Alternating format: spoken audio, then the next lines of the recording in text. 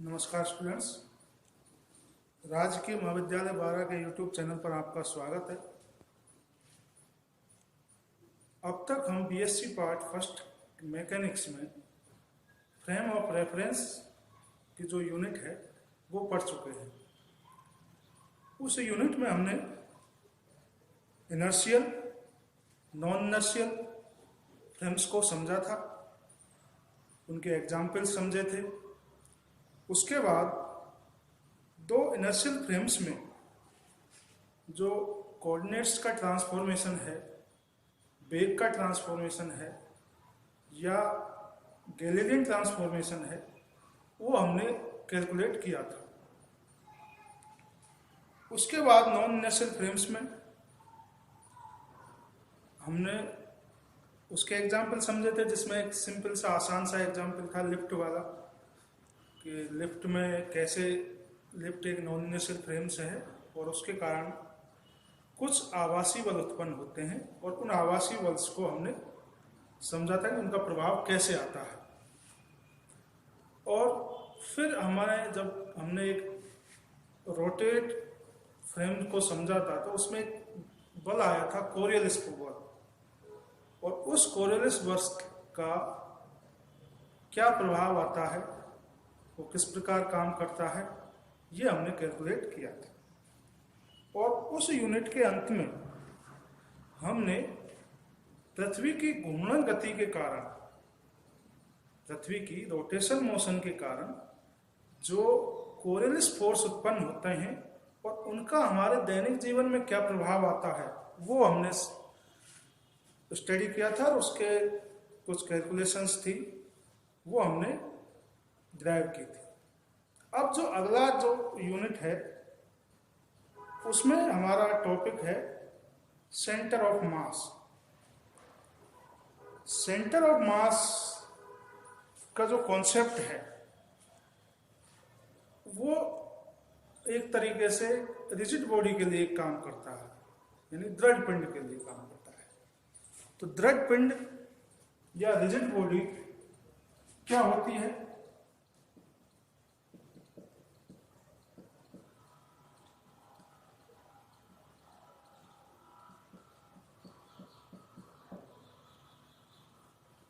मान लीजिए कोई ऐसी सिस्टम है, ऐसा ऑब्जेक्ट है हमारा, या ऐसा हम किसी चीज के बारे में स्टडी कर रहे हैं, वो ऐसा है जिसकी शेप और साइज, यानी उसका आकार कैसा रहे, नियत रहे।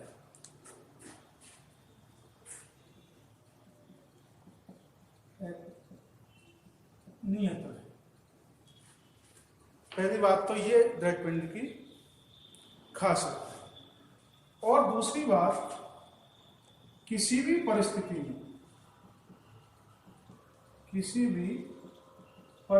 में उसके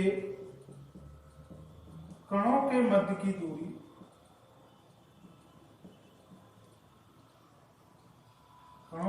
दूरी कैसे रहे, नियत रहे, या उसमें क्या वो परिवर्तन ना हो। ठीक। और किसी भी परिस्थिति का मतलब है या तो वो स्टेबल है या फिर वो मोशन में है। तो ऐसी या तो स्टेबल है तो हो सकता है उसमें कोई परिवर्तन ना आए, लेकिन जब यदि मोशन में है तो कई चीजें ऐसी होती है जिनके आकार और उसमें परिवर्तन आता है।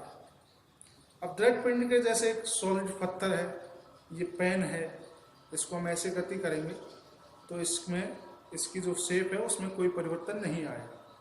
स्केल ले सकते हैं आप। अब वो गति करते समय उसके जो कण हैं, मान लीजिए ये कोई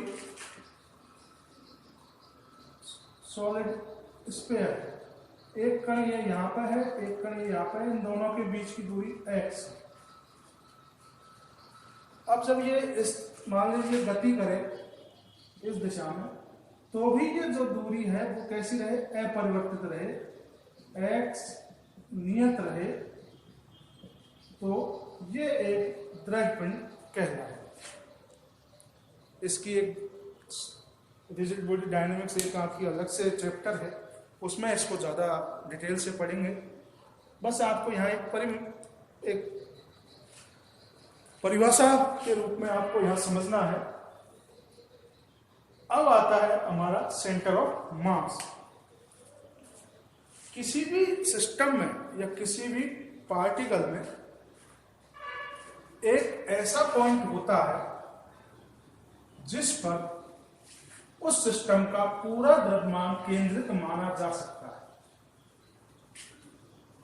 उस सिस्टम का पूरा द्रव्यमान केंद्रित माना जा सकता है। एक एग्जाम्पल से देखा जाए तो ये एक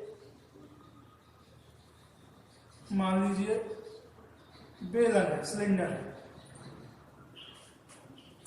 ठीक। अब हम इसमें 3 घटनाओं पर चर्चा करते हैं। ये प्लेन में रखा हुआ है। अब हम इसमें एक हिट यहां मारते हैं, तो ये इसमें जैसे ही यहां पे हिट मारेंगे तो ये इधर घूम जाएगा, ठीक। अब एक कंडीशन तो ये होगी। दूसरी कंडीशन, एक हिट हम यहां मारे तो ये इधर घूम जाएगा। अब तीसरी कंडीशन, अब हम इसके एक हिट यहां मारेंगे तो ये पूरा सेम ऐसे कैसे ही आगे बढ़ जाएगा। यानी कि इसमें एक पॉइंट ऐसा होता है जो कि एक सिस्टम को कण की तरह बिहेव करवाता है। आगे बात समझ में? यानी कि इसका सारा जो मास है, जो सारा द्रव्यमान है, वो एक सेंटर पर केंद्रित माना जा सकता है। इसको यहां हिट करें तो ये ऐसे बिहेव करेगा जैसे एक पार्टिकल बिहेव कर रहा है। जैसे हम इस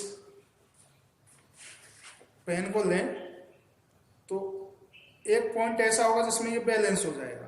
इधर रखेंगे तो ये नीचे गिर जाएगा, इधर करेंगे तो ये इधर गिर जाएगा, और एक पॉइंट ऐसा होगा जिसमें ये स्टेबल हो जाएगा। तो वो पॉइंट ही क्या कहलाता है? द्रव्यमान केंद्र कहलाता है। यानी कि किसी भी पिंड का एक ऐसा पॉइंट जिस पर उस पिंड का संपूर्ण द्रव्यमान केंद्रित हो, क्या कहलाएगा? द्रव्यमान केंद्र। वह बिंदु जिस पर पिंड का संपूर्ण द्रव्यमान केंद्रित हो, ठीक। पहली परिभाषा ये। दूसरी परिभाषा,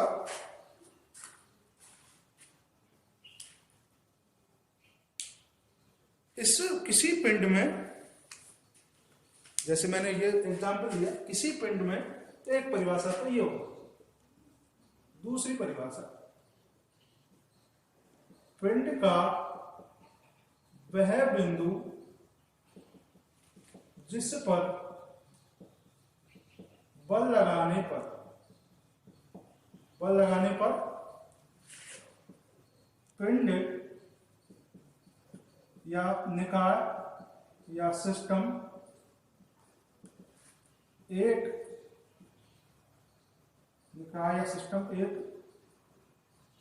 विलगित यानी आइसोलेट एक कण की भांति कार्य करे। यानी कि एक ऐसा पॉइंट होता है हर पिंड में जिस पर बल लगाने पर वो पिंड एक कण के लिए, कण की तरह काम करे। तीसरी परिभाषा, इनमें से जो भी परिभाषा आपको अच्छी लगे, परिभाषा नंबर सी, वह बिंदु जिसके सापेक्ष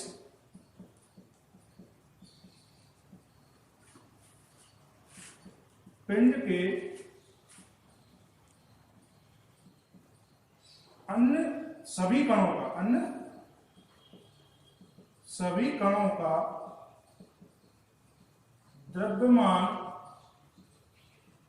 आघूर्णों का योग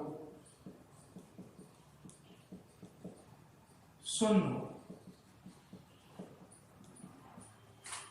ठीक है, तो ये आपकी 3 परिभाषाएं हैं और तीनों परिभाषाओं से आपको ये समझ में आ रहा होगा कि द्रव्यमान केंद्र क्या होता है। द्रव्यमान केंद्र एक तरह से किसी भी आकृति का बैलेंस पॉइंट होता है जिस पर से उसको बैलेंस किया जा सके।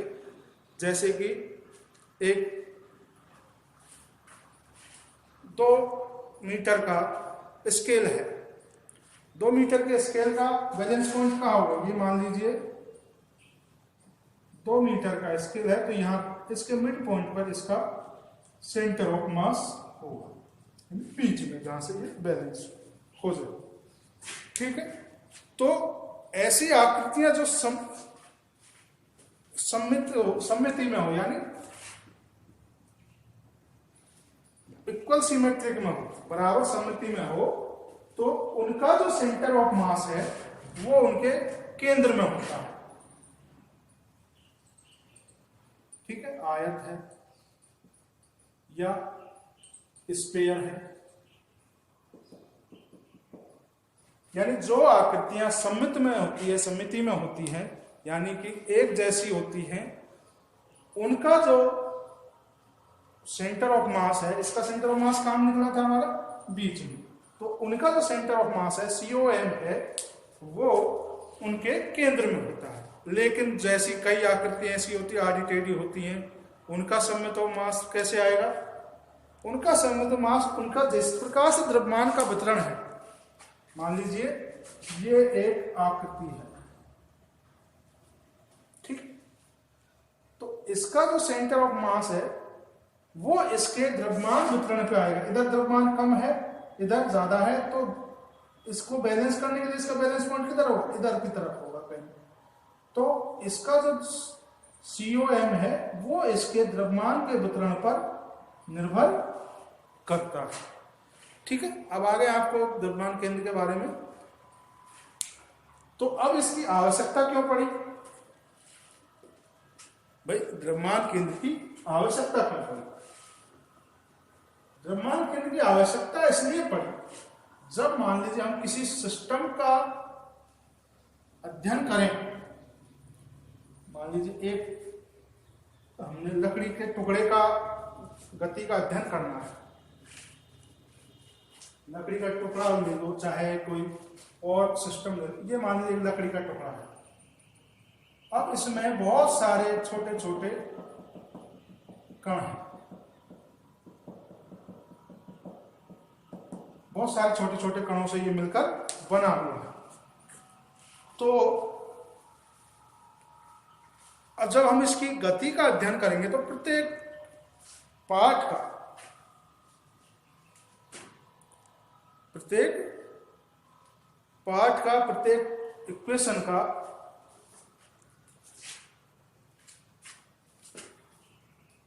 या प्रत्येक कण का हमें अध्ययन करना पड़ेगा। ठीक है, अब अध्ययन में क्या है कि जैसे मान लीजिए ये एक सीधी रेखा में गति कर रहा है,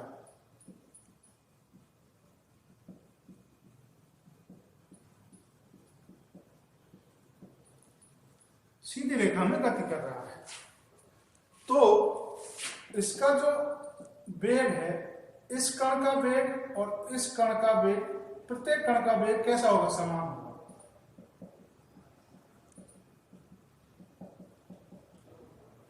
प्रत्येक कण का वेग कैसा होगा? समान होगा, और त्वरण भी समान होगा। यानी कि स्थानांतरणीय गति या सीधी रेखा में गति में हम एक जनरल एक कण का अध्ययन करके पूरे सिस्टम का अध्ययन बता सकते हैं, पूरे सिस्टम की गति को बता सकते हैं, पूरे सिस्टम के त्वरण को बता सकते हैं, और उस पर अप्लाई बल को भी बता सकते हैं।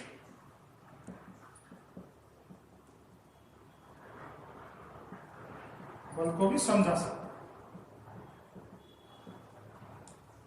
ठीक है, ये एक सीधी रेखा में गति के लिए हम अप्लाई कर सकते हैं। लेकिन यदि कोई कण दोलन कर रहा है या घूर्णन गति कर रहा है,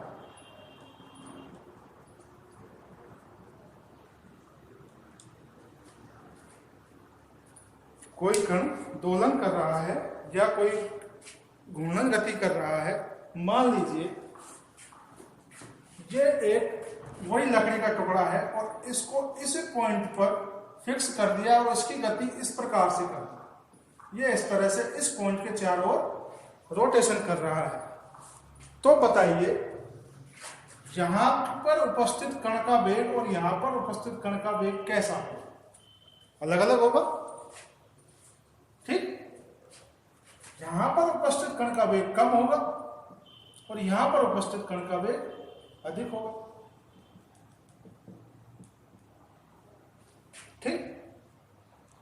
भाई B बराबर हम जानते हैं ओमेगा क्रॉस आर, ये यहां से दूरी r है, ओमेगा कोणीय वेग सेम है सबका, तो r जैसे जैसे बढ़ेगा तो उस पर क्या डिपेंड करेगा? ये वेग डिपेंड करेगा। तो इसके जो फिक्स पॉइंट के नजदीक वाले पॉइंट है या कण है उनका वेग अधिक होगा, दूर वालों का अधिक होगा, पास वालों का कम होगा। तो इस घटना को समझने के लिए हमें द्रव्यमान केंद्र की आवश्यकता होती है, यानी कि एक ऐसा पॉइंट लें इस सिस्टम में जिस पर हम जो अप्लाई करें, यानी मोशन ऑफ इक्वेशन अप्लाई करें या मोशन ऑफ गति के नियम को, मोशन ऑफ रूल्स को अप्लाई करें, तो वो इस प्रकार रिएक्ट करे जैसे कि पूरे सिस्टम पर ही वो काम कर रहे हैं, ठीक है। तो वो पॉइंट क्या कहलाता है? द्रव्यमान केंद्र कहलाता है। आ गई समझ में क्यों पड़ी इसकी आवश्यकता? कि अब आप मान लीजिए इस मोशन को स्टडी करना चाहते हो, इस रोटेशन मोशन को स्टडी करना चाहते हो, हर कण के लिए रोटेशन मोशन को स्टडी करोगे, इसमें करोड़ों कण हैं और उन करोड़ों कण के लिए मोशन ऑफ इक्वेशन लिखो, फिर उनके वेग को कैलकुलेट करो, त्वरण को कैलकुलेट करो, फोर्स को करो, तो कितना समय लगेगा? तो हम इसमें एक ऐसा पॉइंट मानते हैं, ऐसा पॉइंट निकालते हैं जिसकी गति को हम पिंड की गति मानते हैं, और वही जो पॉइंट है वो क्या कहलाता है? हमारा सेंटर ऑफ मास, द्रव्यमान केंद्र कहलाता है, ठीक। अब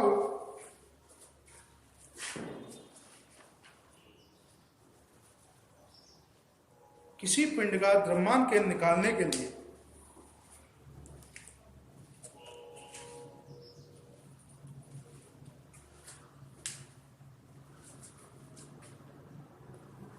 हम एक फॉर्मूला डिराइव करेंगे और उस फॉर्मूले से हमें ये पता चलेगा कि किसी भी सिस्टम में या किसी भी कणों का जो बहुत सारे कणों से मिलकर जो सिस्टम बनता है उसका द्रव्यमान केंद्र की पोजीशन क्या आती है और उसे कैसे निकालते हैं, ठीक है। तो अब आज के इस लेक्चर में आप, मुझे उम्मीद है कि आपको द्रव्यमान केंद्र क्या होता है, क्या उपयोग होता है और इसका कौन सी गति में हम इसका यूज करते हैं, तो समझ में आया होगा। अगले लेक्चर में हम इसके लिए फॉर्मूला ड्राइव करेंगे। Thank you.